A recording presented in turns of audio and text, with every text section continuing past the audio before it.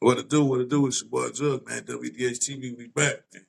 We got a special guest, my nephew, Dalvin, aka D Keys, as he say, man. And we just gonna chop it up about we're gonna chop it up about our relationship. You know what I'm saying? I've been knowing him since he was 4, 5 years old. And I've been married to his auntie 27 years, so that tell you how long we've been knowing each other. So this my nephew, this one of the youngsters that come up under me. He done seen every phase of my life.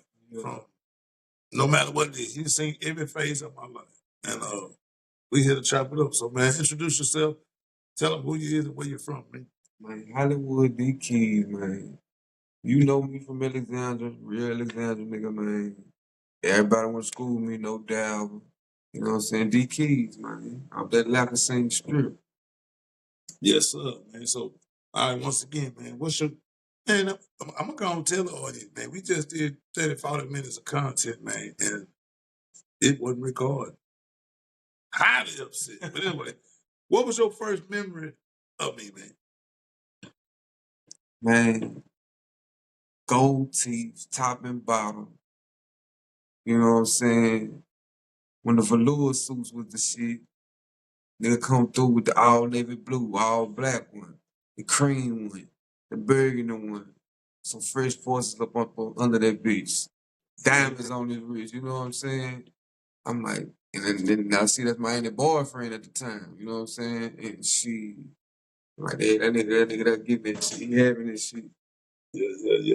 He was definitely having it, man. I was young, and you know what I'm saying? I met my wife when I was 17.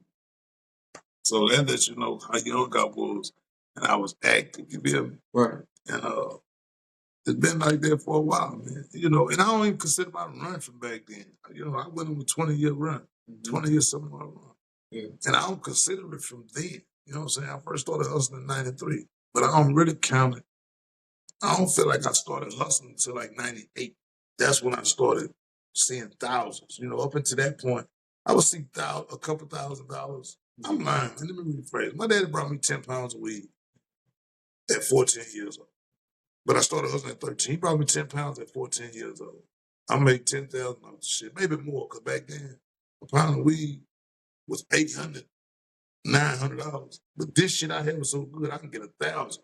And it bust down this more, a quarter QP 300. These real prices, no fake shit. A $300 QP of weed, black skunk. And so I made some thousands then. I blew a lot of the money. I was young. All my partners can go, like I told you. You know what I'm saying? You know, we going to the movies every weekend. Let's go. You know what I'm saying? I sold the weed and I couldn't really find nobody to rescore from. So I started back selling crack. You know what I'm saying? So when you seeing me, all this is from that. You get what I'm saying? Yeah.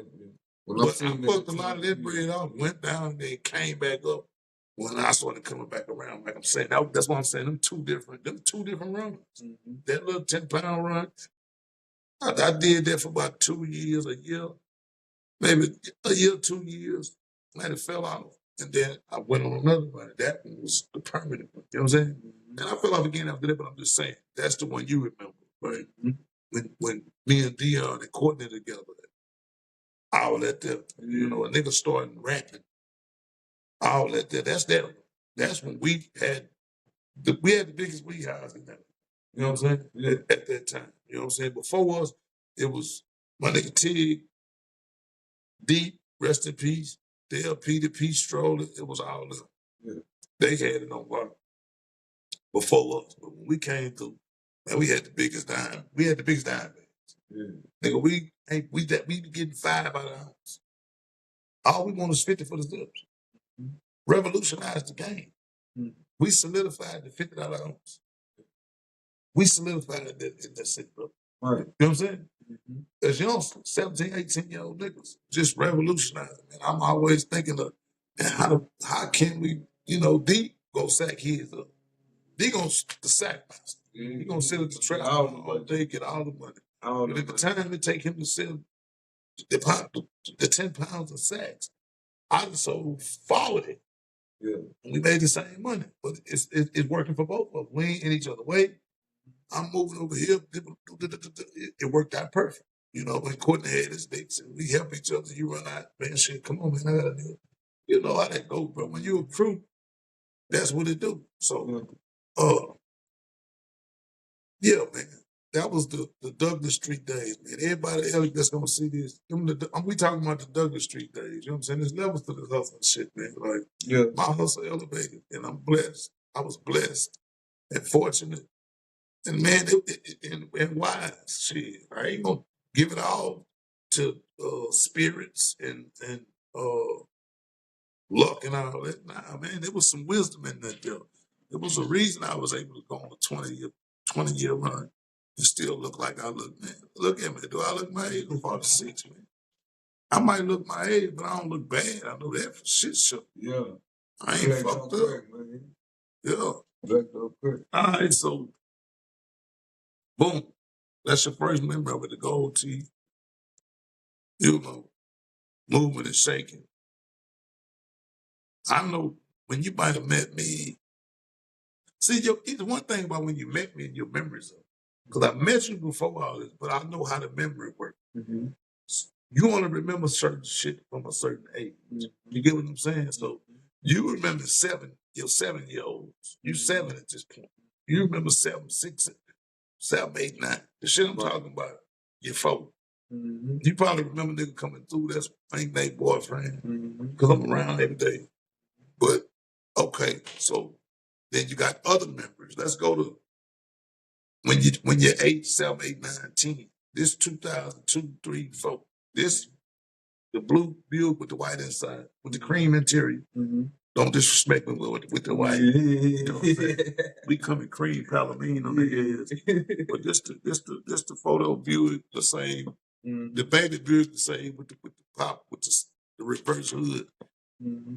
With the cream interior, this and rolls on there. And then I put some threes on there for a split for a hot second. Yeah. But so let's go to that area. What you remember? What's your memories of that? And just riding in that car, like you were saying, you told a story on the first broadcast. Run that story again. Man, it's like being in the motherfucking spaceship and everything clean in the inside of that bitch. I mean, look, every time you got in that bitch, it's like brand new, everything clean in that bitch. Then the motherfucking speakers, you see me in the front seat. I'm a kid. I ain't supposed to be in the motherfucking front seat. And man, out the back of my motherfucking back rattling. I can't hear the shit else but nothing but bass. You know what I'm saying? That bitch was like a spaceship. Yep. Kept that bitch clean. But man, it's around that time, bro, that's whenever I start noticing, like, okay, they going on all these trips. They always bringing me. You know what I'm saying? They come look for me. Hey, we planning on going to Blue Bayou, or we going to Schlitterbahn. We going, Florida, whatever. And I always, you don't pay for everything for me. I have to worry about bringing a penny. Like, that's my family for real. Like, for real, for real. See, I'm going to get some backstory on that. He the oldest in his family. Mm-hmm. And my daughter Alicia is the oldest in my family. And they close to the same age, months apart. Mm-hmm. So, of course, they rolled up together. They like brother and sister for real. You feel me? So, of course, anywhere we take her, Dalvin coming because that's her dog. That's her A1 since day one. Mm-hmm. So, we going to get him. He got to experience a lot of my life because he was around. He nephew. He the oldest. We're gonna always bring him Felicia. Even his other siblings. Shit, when the twins were born, Shannon coming. You know, that's just what it was. Bug born, baby D coming. Yeah. Everybody got the same treatment that Alvin got. That's what I'm saying. It's a 20-year run, man. This ain't no new shit. No, he gotta tell them, hey, you missed that, man. Oh man, ain't Nate. Them took me to. Everybody got the experience. Everybody got the experience. Come to Houston. We're going to stay in their house in Houston. Man. They know one thing. It's going down out there. It's going down out there. Yeah. Everybody trying to get to hang their Jugg house in Houston. Yeah. Y'all like the experience to find the things like, you know what I'm saying? Man, we was fortunate and blessed, man. I hustled hard to be able to afford to find things that like. Yeah, we like the experience. But hey, we hustle for it, man. We sacrifice for it. You know what I'm saying? It is what it is. I've been to prison, so this shit didn't come without no fumbles. It didn't come without no heartache. You feel me? It didn't come without no lonely nights. It didn't come without me facing 15 years my last time. I ended up getting a 5. You know what I'm saying? It didn't come without shit. But yeah, we definitely, man, we did what we wanted to do. And what we, yeah, and just having to find the things, I guess, was in it. You know, I'm a fly nigga. I feel like I'm a fly nigga. Ain't no feel like I'm saying. I'm a fly nigga. And my wife fly. And shit, we gonna get it like that. But that's what you see. Everybody that's watching this, they got the uncle, the big brother, the cousin who gets to somebody, man. He describing them to you right now. I know you saying that's my brother. That's my brother JoJo. Yeah. Him and his wife always fly. He got a nice car. They going everywhere. He peeling me off $20 when he see me. That's that. So everybody get, like you said it early in the first broadcast. Everybody got that Successful, family member in their family. Yeah. And yeah. Like the one I used was like Terry off of Soul Food. Yeah. She was the one with the braid. Everybody pitching and called on Terry and knew, Terry was always on some having nice things into the nice thing. That was y'all in the family. Yeah. Yeah. So, what's your overall view of a nigga? Like, just I know you always been my biggest fan. One of you've been my biggest fan. My little niggas supported me when my little niggas, and maybe it's the adoration he telling you about now. But nigga, the work we put in was good and it was big. And we did World Star, we did this, we did that. BET Plus, we did that shit. So what I'm saying is it was big and we did DVDs and we did, I rap for real. You know what I'm saying? I put in the converted effort. I just couldn't stay at the penitentiary. Mm-hmm. Every time I get right there, it takes 2 or 3 or 4 years of work to get known independent. Like I'm an independent label. So it take me moving and shaking in the club, blowing the bag, all that there. Then I go to jail and take a year off, 2 years off. Your buzz died, man. Out of sight, out of mind in the music business. And that's why a nigga ain't maneuver right. Like, Cali heard one song for me and wanted to sign me and shit. That a song on a mixtape that I was paying him to host. Mm. I wanted him to host my mixtape. You shoot them the music so they can listen to it and think about what the drops they're gonna make on the mixtape. Mm. He hear the single off of it. He asked me, what's the single? I'm telling it to him, either one. I'm explaining it to him, you feel me? Mm-hmm. And man, I want to work with y'all, man. Fuck hosting this mixtape. Yeah. Let's do something. I'm not building the label. Mm-hmm. He building We the Best at the time. Yeah. So. But look, to answer your question, my overall view. Yeah, thank you. My overall view is this why I don't agree with that fuck the streets, situation. Which shout out to them niggas, there ain't no diss to them niggas, nothing like that. This why I don't fuck with it. Because niggas wanna live they raps. Live what the fuck they put on them songs and shit.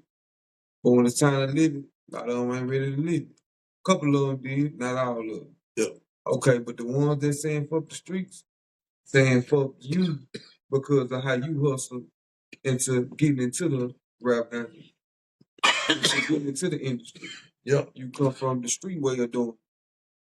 You know what I'm saying? Your street way made it possible for you to do it the industry way. When I met all my favorite rappers, that's a good job. And niggas like you that hustled and got it like that. When I met all my favorite rappers, I had one of my finished telling this story. Yeah. And I can believe it. I can believe it, especially now when they talk about their pockets now. You know what I'm saying? Yeah, when they talk about like Kiki solidified it for me when he went on his rant about what him and Youngster was going through. When I was on my ass, I could tell, it's not like I'm no judgmental shit. I love them niggas, man. Them was my idols, bro. I got to do songs with my idols. Niggas can't say that, bro. Right.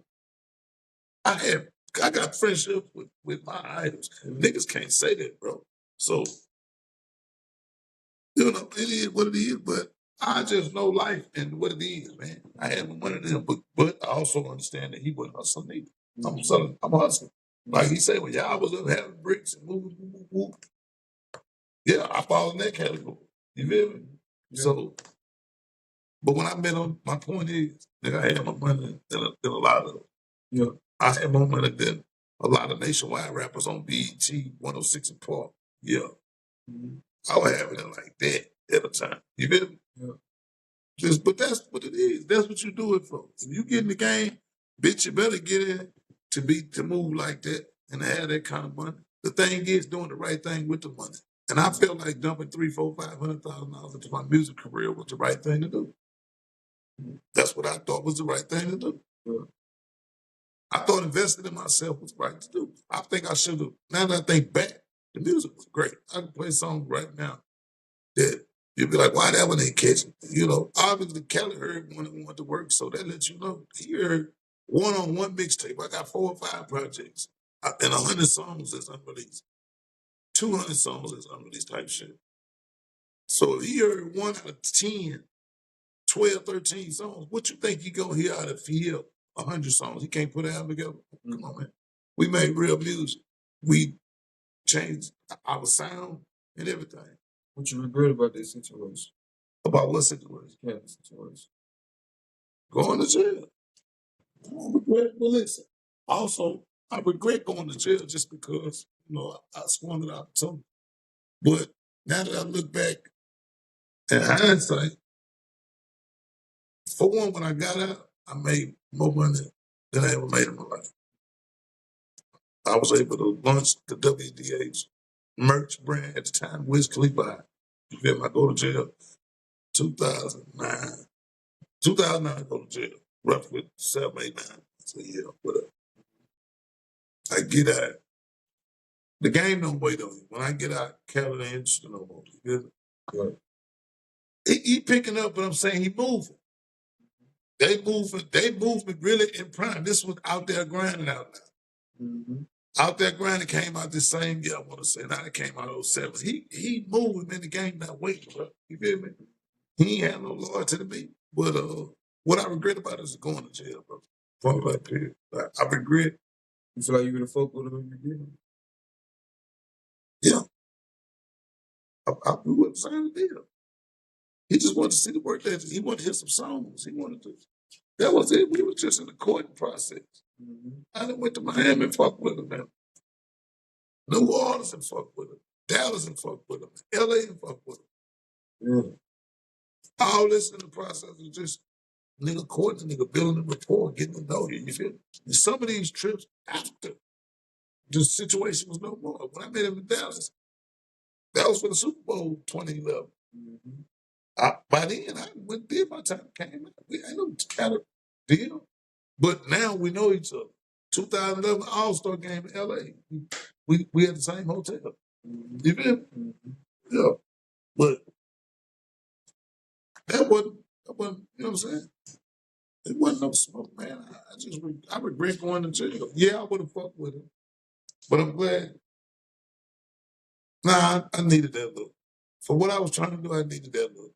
Yeah. So I ain't gonna say I'm glad it happened. Because I got street money. Like a lot of that money was street money. I made a bunch of money out of the t-shirts. Merch was new. People wanted to feel like they was a part of your brand. You feel me? Mm-hmm. And I sold some t-shirts. You know what I'm saying? Yeah. I sold a few thousand t-shirts. And man, I had a play. I was selling t-shirts 25. I was selling t-shirts for 30 at first. I was paying $25 for the t-shirts. Mm-hmm. For one. Mm-hmm. So I'm making $5 profit. But it's cool, man. I'm a hustler. I'm from the streets, man. I told you about making 50 off a pound of weed. Mm-hmm. What it turned into. So I'm saying t-shirts. I'm going to concerts. Like a nigga have a concert in town. I pop up. I got my shirts with me. And I'm selling them because at this moment, everybody just, you know, Taylor Gang, YMCMB, and WDH, CMG, all this going on. Coke Boys. So people will shop with you. And I sold a bunch of t-shirts. Shit. And but I make it dope money. Man, I'm a street nigga, man.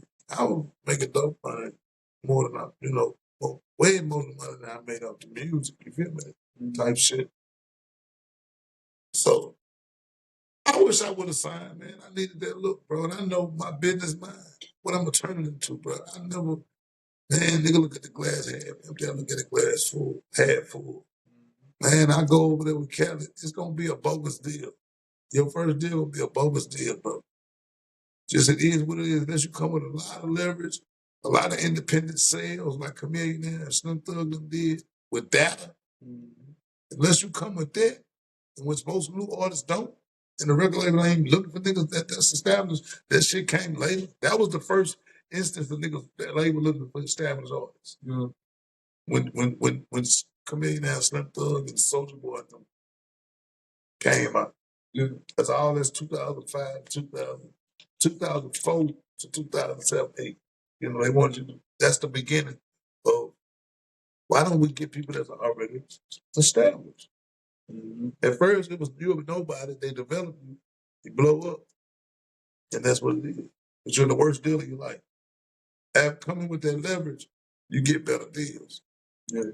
So I was on that though. Kelly was gonna have to be talking about some live shit to sign me, bro. Yeah. Cause my first deal was a bullshit deal. A nigga got fucked on the type shit on some lack of knowledge. Publishing.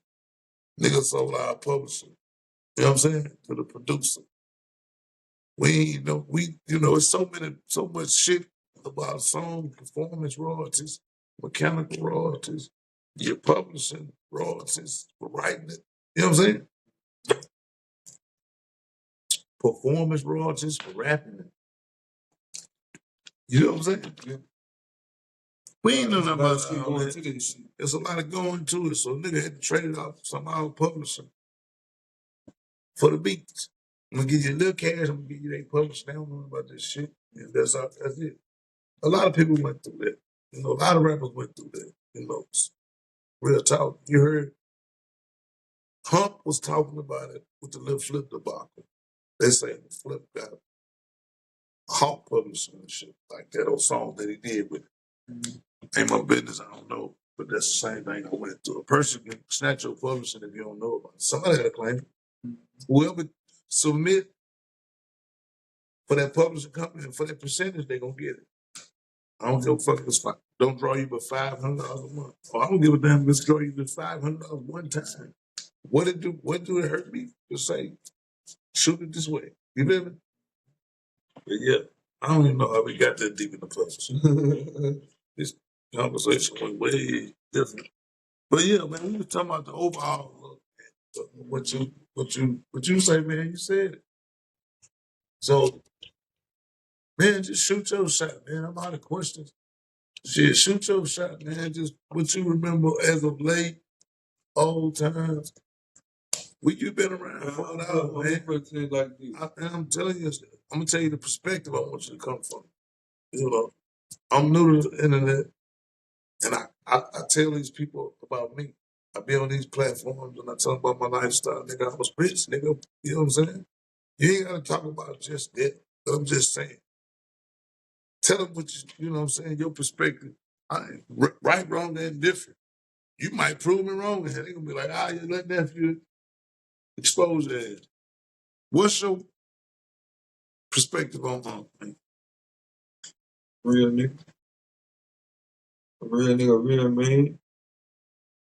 Hey man.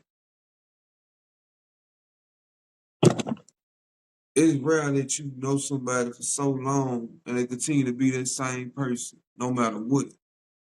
If it come down to the point where this nigga gonna need to get on my ass about something, he gonna get on my ass. But I know he's gonna do it because he love me, you know what I'm saying? So I can't speak for other niggas, but with me, I always been a real nigga, I always been a real man. I always took care of business, I always had a hustle. You know what I'm saying? Family man, that did. You know, it just really about it, just about his business and about him being about his business so much, niggas take offense to it. Niggas take offense to that and they want to take shit personal. But it's just like, man, it's just about his business, man. You can't get mad at a nigga about his business when shoot another foot. You gonna want to be about your business. He just staying on the whole. That's one thing about me now. That's my perspective on it. Everybody couldn't have access to it. So a lot of niggas might say, I mean, I'm just throwing it out there. Yeah. You say nigga get offended. Nigga about, oh, he always. What I'm talking about. You know what I'm talking about? What the? When niggas, I say niggas get offended because you about your business. Yeah.